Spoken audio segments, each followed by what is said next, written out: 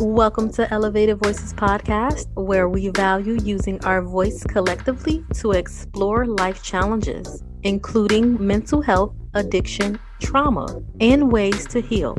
With our voice, we empower, encourage, and transform lives. I'm your host, Dysheka Bibbs, a certified trauma-focused therapist, licensed clinical social worker, and licensed certified addiction specialist. As we embark on this journey together, let's elevate our voice to echo the sound for the voiceless. Hello to all my listeners. We have another great show in store. Today's guest holds a bachelor's degree from the University of Texas at San Antonio, a master's degree of divinity with a concentration in Christian education. As an ordained minister with over 20 years of experience in the mortgage industry and professional training in personal finance, debt reduction, investing, and life insurance, she has gained a solid platform for bringing her passion for providing financial literacy to life. As an associate pastor, the director of a Christian education and community engagement, she has developed a financial literacy program at her church, Liberty Community Church in North Minneapolis, for adults and kids, as well as an investment club for youth in the 6th through 12th grade, which aims to demystify the stock market. She is also the host of the Finance and Affirmations podcast. Elevated Voices Podcast would like to give a warm welcome to Katherine Lankford for joining the show. Thank you so much for being here today. I am honored to have you. How are you? I'm well. Thank you so much for having me. You're welcome. The pleasure is all mine. I just want to say that I am so inspired about your passion for providing financial literacy. How did that come about? It kind of came about in pieces. Early on, my credit was good. I was doing well. And then I got in over my head in the real estate industry. And so I suffered like four really big financial challenges. And so going through that process, I was ashamed of the process, right? Because I've been in the mortgage industry over 20 years. And I felt like, I've been around financial services long enough. I should have known better. And so because of that shame, I really didn't talk to anybody about it. I just kind of put my head down, studied as much as I could to get myself out of that situation. And it wasn't until I started sharing with other people, kind of whispering like, I had this struggle. People were like, well, me too, and so there was a lot of whispering going on.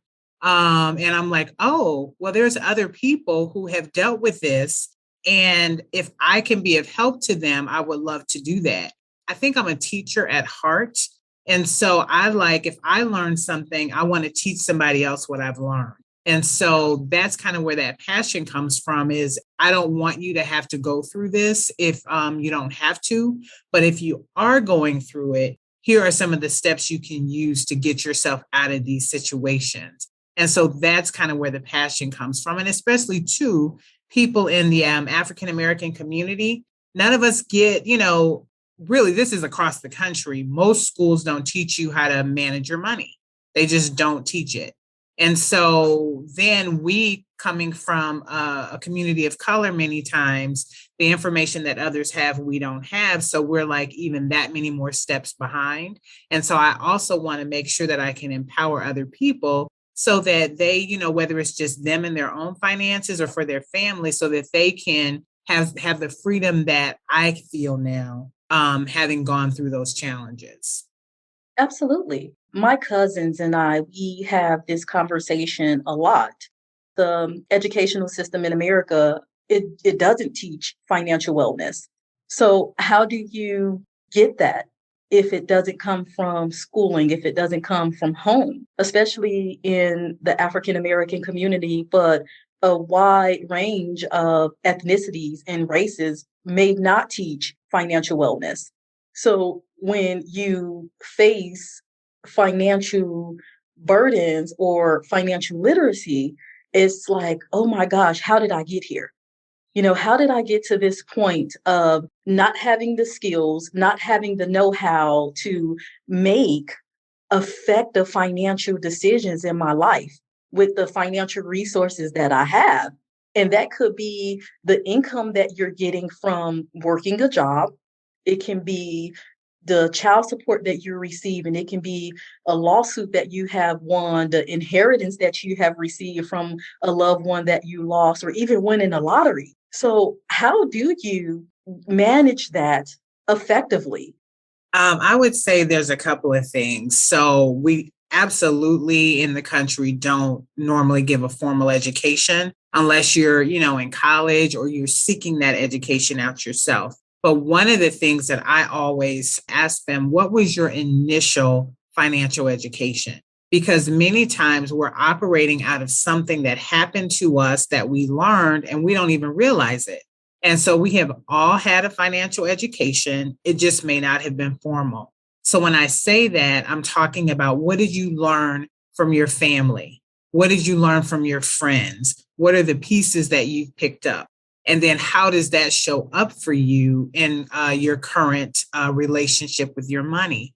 So for me, one of the biggest things that I didn't realize until recently, I was in college living with my mom.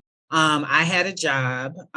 Me and all of my friends, we all had to work through college. We didn't have the opportunity to just go without working. So it was either work, study, or having a part-time job. So my brother and sister were out of the house, but I had come back home and my mom had lost a job. And so she was getting unemployment.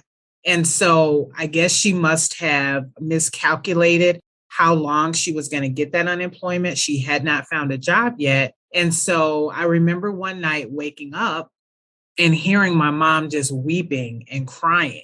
And, if you hear your mom crying, you're going to want to try to help.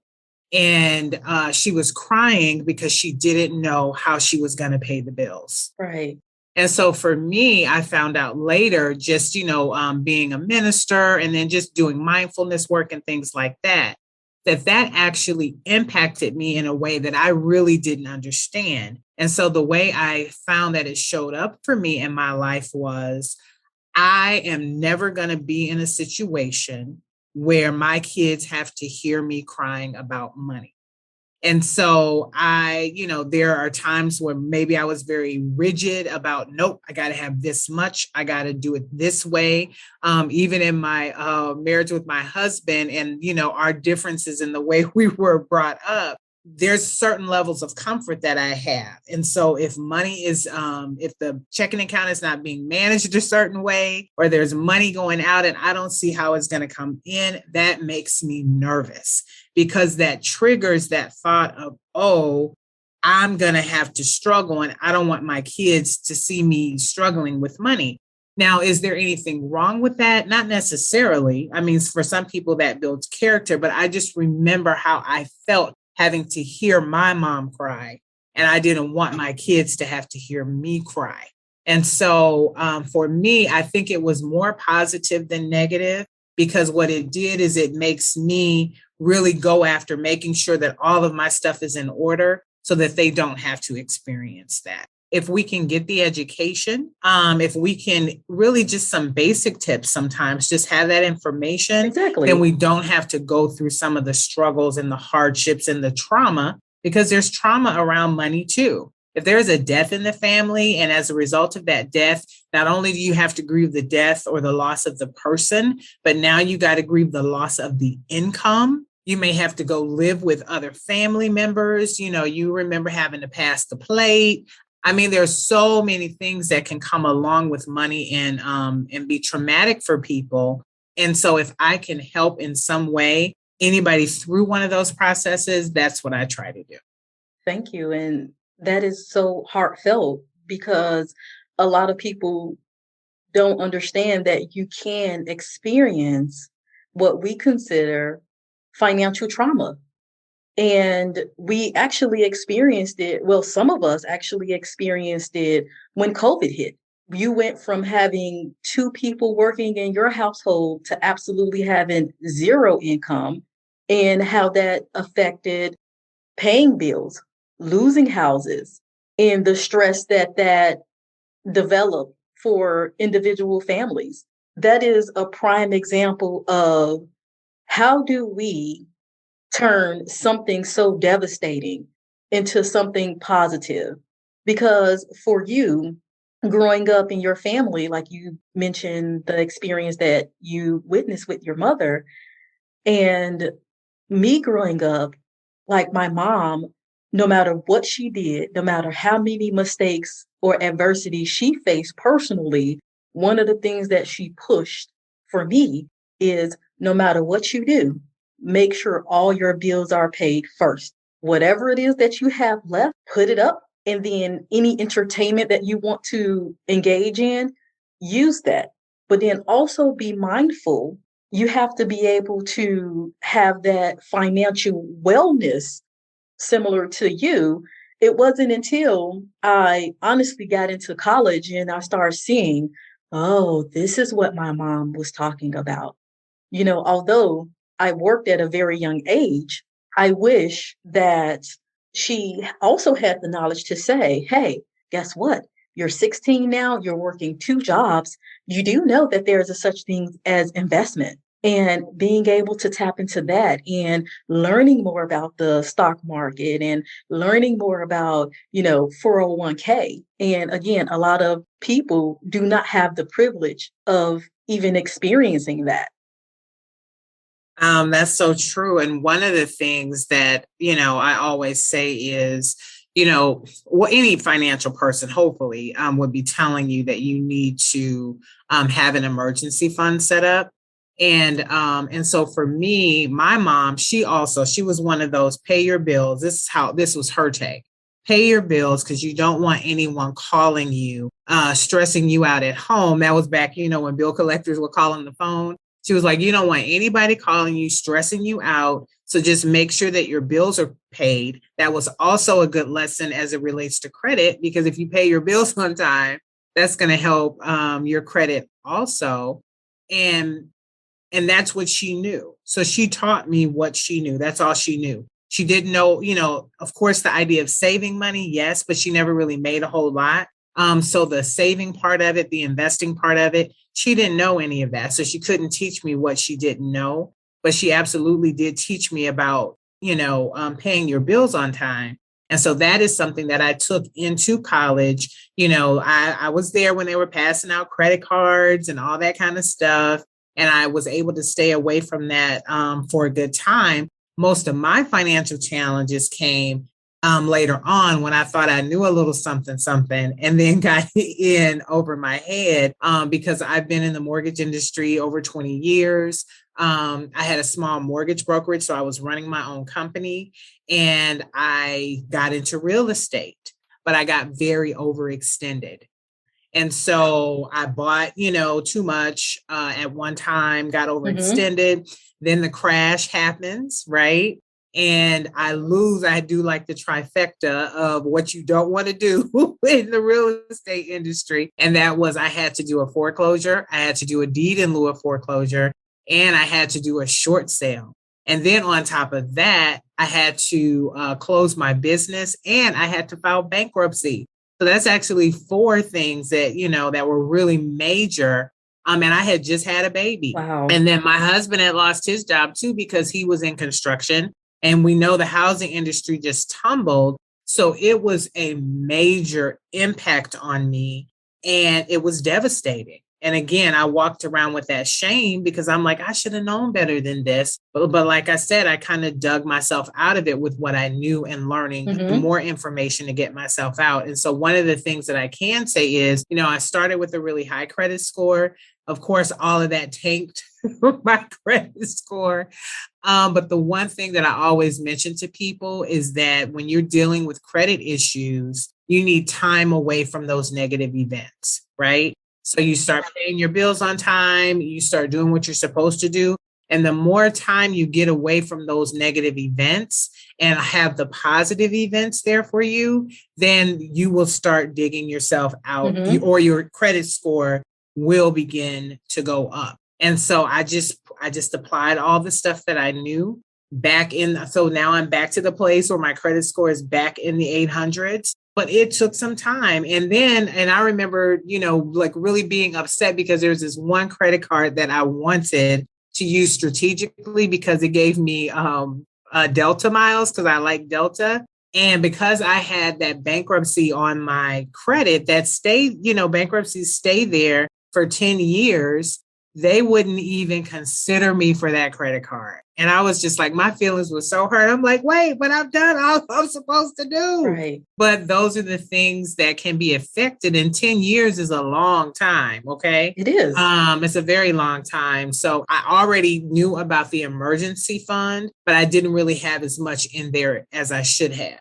And we made it. We got through. We struggled, all of that. But that is something that you also need to have is an emergency fund. So like when something like that happens, that's why they tell you to have 3 to 6 months of your monthly bills saved up so that if you do lose a job, you can still be okay for that time period. What I'm personally working toward is 12 months of income because 3 to 6 months is great. If you can do that.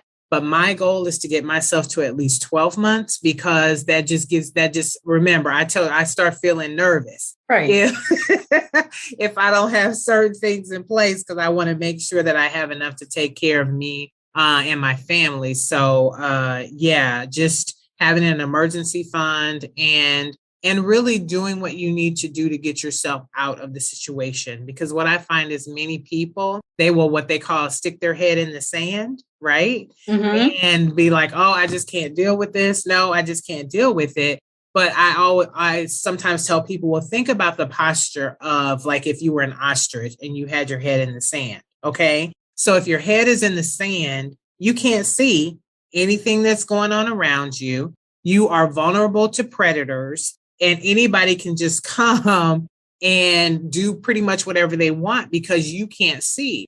But once you pull your head out of the sand and just make a decision like, okay, I'm going to pay attention to this. I'm going to be intentional about how I'm spending my money. I'm going to be intentional about budgeting. When you begin to put those steps together, you really can get yourself out of a lot of financial struggles that you may be facing. You can. And going back to the key word that you used, shame.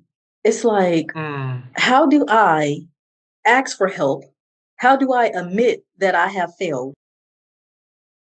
I'm an adult. I'm supposed to know better, but you only know what you know. You can't learn if you don't say, hey, you know what? That's interesting. Let me learn about that if you put forth the effort to initiate that. And a lot of people actually go through the 4 stages of financial wellness, which is present security. And a lot of people live day to day, paycheck to paycheck. You have present freedom of choice, which is being able to have enough money to enjoy life. So I can go out and I can grab a movie. I can go out and buy a new pair of heels or a new purse. You have future security, which is being able to absorb that financial shock. Like you said, I want to be able to at least have 1 year of finances saved to cover bills. And a lot of people don't have that when something hit like COVID and you lose your job. A lot of people, again, it hit them very hard. They couldn't absorb that shock. And then the last stage of financial wellness is the future freedom of choice, which is I am in a good position where I am able to track and maintain my goals. So a lot of people, A, they don't even know that there are stages of financial wellness. And B, the majority of people are actually stuck in stage 1. And you listed stage 1 as your present and making sure that you have enough to pay for what you need to. Yeah, I agree. And the term, we hear the term financial wholeness, financial wellness. And for many people, that means many things, right? So financial wholeness or wellness for you may be very different than what it looks like for me. Right. And so what I ask people to do is, what is it that you want? What is your goal? What are you reaching toward? And then helping them get the steps or giving them the steps to get to that place. So is your goal having $2 million in the bank? Or is your goal, you know what, somebody may not even want necessarily $2 million in the bank. They just want to be able to have enough money saved for an emergency and have enough money saved to go on a trip twice a year. That's, what I'm saying, for them, that is wellness. And it goes in stages because, you can maybe get yourself out of a circumstance like I did. I don't have the 12 months saved. I have 6 months saved, not the 12 months. And so it's something that I'm still actively working on. I'm actively working on that as I invest. I tell everybody, make sure if they offer a 401k or a 403b or something at your job, take it. Right. And do it when you start the job, because that way you never miss that money, right? If they start taking it out right away, right, then it's never like, 2 years later, you've not been having them take it out. And now they take it out and it feels like such a hit to your income. Go ahead and do it from the beginning. That way it just becomes a part of you. And so for a long time, some people may be like, well, you tell me I should budget. You tell me I need to pay off debt. You tell me I should save, what order do I do all of this stuff in? And so what I suggest is people start with budgeting first, right? And that's just the simple process of knowing what your income is, which is funny. A lot of times people don't even know how much money they bring home. They may know, like, I make $30,000 a year, right, but they don't know what that actual number is monthly, right? So you got to get to that number. And then you subtract all of your expenses, right? Those are flexible, fixed, variable, and emergency. So when you subtract all of that, then you get to what's called your discretionary income, or I like to call that your what I'm working with number, because you need to know what you're working with to be able to meet your goals. So once you get to that discretionary income or that what I'm working with number, now you have to determine, okay, so do I have enough to reach the goals that I have? For some people, that number is too low. Mm-hmm. And if it's just too low, then maybe you have a spending issue. But if it's low or negative, you may have an income issue and you need to work on ways to increase your income. So you've done your budget, you've got that number. Now you're like, okay, I'm going to save $10 a week or whatever. You got that going. But for some people, you may not even have enough to really do a whole lot of savings. You may only be able to save $10. Mm-hmm. But what I stress is sometimes the only saving you may be doing Mm-hmm. is in your 401k. Right. You may not have a whole lot to do outside of that. If that what I'm working with number after your money comes in and you know your budget, it may be $5, it may be $10, but it's going to take some time to build that up. Mm-hmm. If you've got that 401k, you know that that's for your future self. And you know that you're taking care of that and you're working to get this regular savings. And then there's also strategies you can use to pay down your debt. Your audience probably has, may have heard of the snowball method or the avalanche method of getting yourself out of debt. I've used that. I've used both of those methods to get myself out of debt. And so once you have all of those things working together, there's strategies about, automating your bills, set it up on automatic bill pay so that you never forget. That's good for your credit because, of course, 35% of your credit score is paying your bills on time. And it's also, making sure that your bills never get missed. But in addition to automating your bill pay, automate your savings. Right? Exactly. So most banks have a way for you to automatically put money from your checking to your savings account. Carve out what that amount is. If it's $5, if it's $100, let that be automatic and let it go and don't touch it. That's a way to, start saving. So I'm just trying to give out a few tips that I, talk to people about. And so there's all those different aspects of it. Right. But first, for me, in my opinion, you start with the budget. And then once that one I work it with number starts to build up, you've got your, your savings at work, you've got your own right. emergency fund set up. But now you have some more money that you can do. Then you make sure that your life insurance and your health insurance and all that stuff is taken care of too. But you have some more money now. Now you can start, okay, so now I want to invest on my own. I want to invest in the stock market, or I want to do my own this or my own that. That's kind of how I suggest people do it. Yeah, definitely. Thank you so much for giving us those tips using the automatic saving option. A lot of people don't do that. A lot of people keep it in their checking account, and that's the money that they have. And it is so tempting to go in there because it's right there. You're like, oh yeah, I have the extra $100, to do whatever with. It's out of sight, out of mind. If I know that that money isn't there, I can't spend that money. And that principle works very well for me.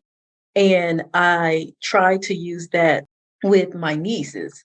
Like, hey, this is emergency money. Don't go into your savings account unless it's absolutely necessary. Just because you want a new pair of shoes, that is not an emergency. So, just being able to encourage, especially our younger generation, on setting priorities, because they are so impressionable with the various celebrities that they follow. And it's like, oh my gosh, the Kardashians have this new makeup line. I need it. Oh my gosh, Meek Mills or Kanye West came out with a new clothing line. I need to go out and buy that. But are you living above your means? And for some of us, the answer is yes. And that goes back to financial literacy. And if we cannot manage effectively, we cannot live effectively, which in return causes stress, but then it also contributes to magnifying mental health. So many people, again, have been affected by COVID that come into my office who said, I have depression now. I have anxiety now. I'm constantly worried. I am having issues with insomnia because I don't know when I'm going to pay my next bill, and I don't even know what that's going to look like. But then I also have the opposite also come in who say, I'm on this fixed income, or I have limited income and I just can't seem to make that marker. I just can't seem to set a financial goal. I remember having one particular individual come into my office. She was in tears because she was always late on paying bills, and she never had enough to cover bills. And so using the techniques that you shared with us today, I was able to sit down with her and calculate income versus debt. And we had that what I'm working with number, and we started talking, and she says, oh, well, I didn't know that I had that much, left over. And, I buy, this, and I go get, my hair done, and I go get my nails done. And then I got to go get my feet done. And I said, you know what, all of that is great, but can we get rid of one of those things, if not two of those things? And she was able to start saving. She came in and she was like, wow, I didn't realize that, I could make it out of my financial bond. I know sometimes we get this head thing about money and finances, and it sounds so big and right. Oh my gosh, like, what am I going to do? But I mean, that was a simple way. And that's pretty much what I do with the people that I work with, is just walk them through. We need to talk about needs versus wants. So like you were saying to your nieces, a new pair of shoes may be a want. We need to talk about our needs, right? And then if you're in a money pinch, you may have to get down to what you call your bare bones budget, right? That's the minimum I can live off of and be okay. And so right now, like if you have a surplus, you may not have a bare bones budget. You may be eating out certain times a week, you're buying Starbucks and all this kind of stuff. But you have to really look at what is the bare bones, that what I'm working with number. How can we get it to bare bones? And then we can start adding things back. Because one thing I do think that's important is that you do have self-care things that are a part of that. And so your client who was doing hair and nails and feet and all of that, I think there's a place for that, but you maybe build it in. So maybe I don't get that done every 2 weeks. Right. Maybe I get that done, every other month or, Right. But you do need to build those things in so that it doesn't feel like it's just a chore and you're not ever having any fun. Or maybe it's bare bones for 2 or 3 months. And then you can start adding, some rewards in. In addition to the finances, my podcast is called Finance and Affirmations because I had to affirm myself through all of those things. But the other part is it's about your mindset, right? And getting your self in the mindset of, it's okay. I'm supposed to pay my bills on time. I'm supposed to have extra money. I'm supposed to live in a way that I'm comfortable. And you were talking about us living above our means. And so one of the affirmations that I love so much is I give myself the gift of living within my means. Exactly. I give myself the gift of living within my means. Because we can look and see, and we're looking on Instagram and on Facebook, and they got a new bag and they got a new this, and we're trying to keep up with that. But for what?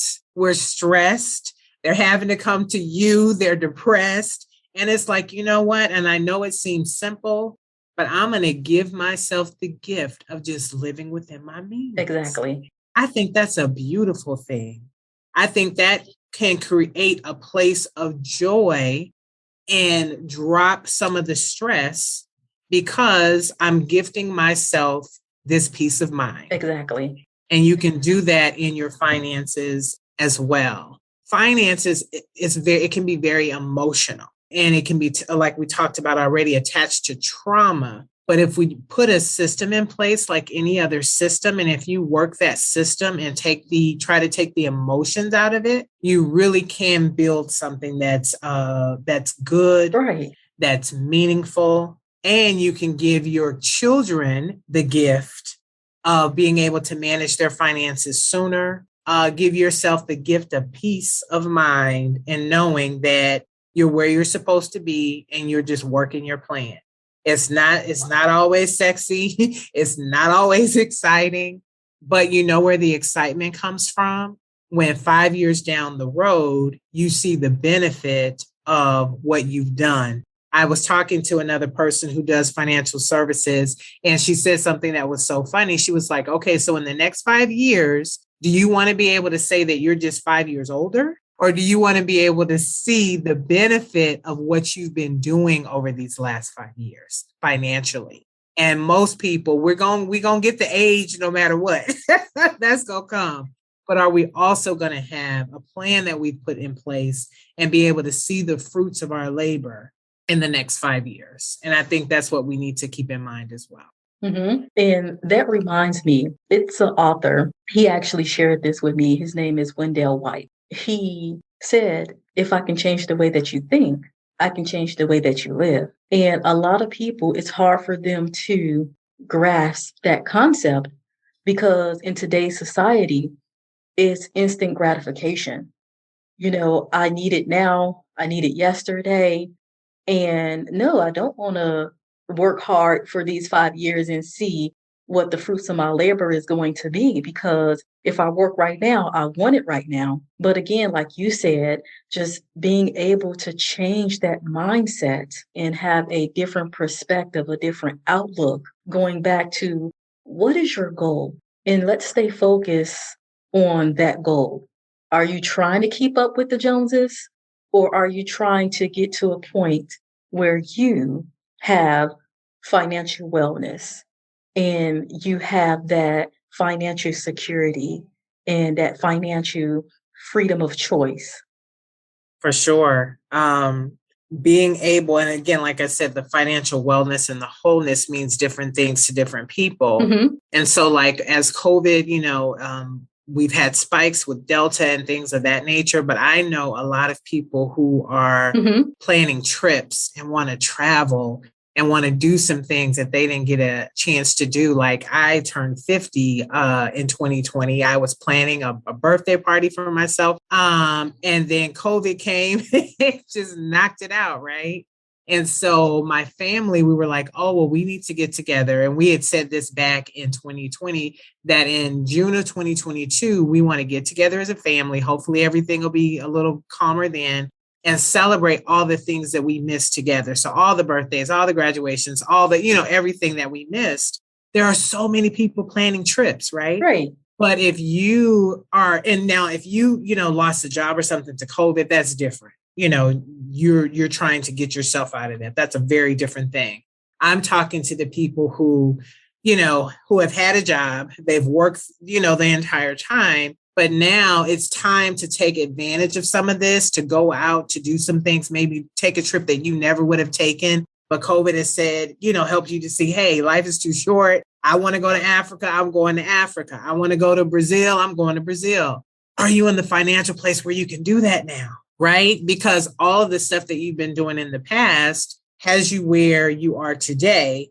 And my hope is that you've saved enough money to where you can take advantage of some of those things. Because for some, like I said, for some people, financial wellness is being able to have enough money to buy that ticket to Spain and go and have a wonderful time and not worry about, my work and my this and my that, just go and have a wonderful time.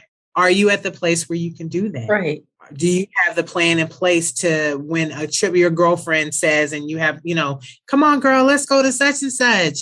Are you always the one that's like, oh, no. Now, if you're saying no because you're being focused on a budget, that's one thing. Right. But are you saying no because you just don't ever have it? Right. And it's not because you couldn't, it's just because of your plan. So exactly. Yeah, all of those things I think are a part of the whole financial wholeness and wellness. And what are you doing today that's going to help you there? And so one of the things that I wanted to mention on my podcast, every other week, I have a segment called Finance in 5, where I just talk about a financial concept within 5 minutes or less. And so many of these tips that I've said, because I know sometimes people are like, oh, I can't listen to an hour podcast or 45 minutes. I know you're listening to all of Elevated Voices, though. I know that already. But on mine, I was like, well, this is a way for someone, if they just want to listen to 5, they can give it 5 minutes. We break down financial concepts. I give tips in 5 minutes or less. And so it may be something that you can incorporate into what you've already done or help you to start a plan for yourself so that you can get to the financial wholeness goals that you have for yourself.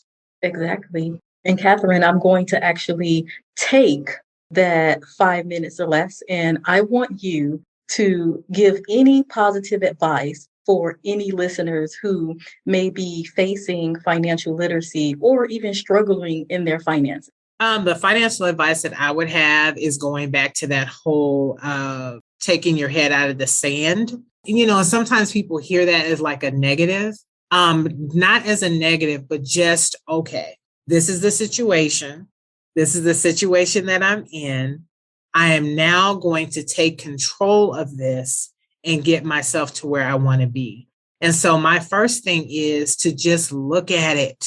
It takes away some of the sting or some of the fear or, just look at it. Look at what it is. It is what it is right now, right? You're where you are right now. That's the fact. Now you've looked at it. Now, what can I do to get myself out of that? And so I want you to look at it. I want you to believe that you can get out of it. And I want you to be very intentional about doing that.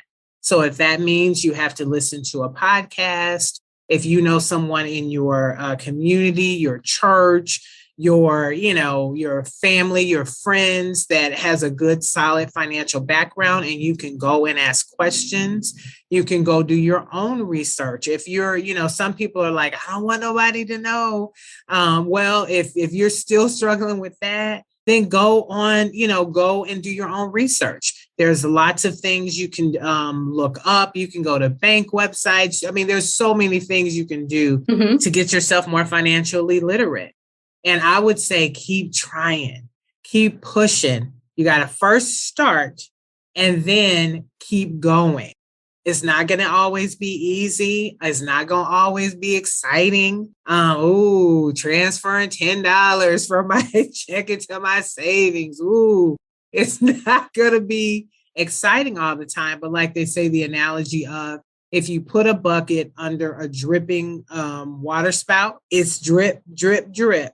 It's slow, but eventually that bucket fills up. And that's the same thing that will happen with your money. If you start where you are and you just do the drip, drip, drip, drip, drip, eventually that is going to fill up and be something that can be a blessing to you and your family. And not only you, then you can turn around and teach somebody else how to do that as well. Thank you, Katherine, so much for those positive words and that amazing analogy. I really love that. So if someone wants to reach out to you, know more about you, learn more about the Finance and Affirmation podcast, how can they reach you?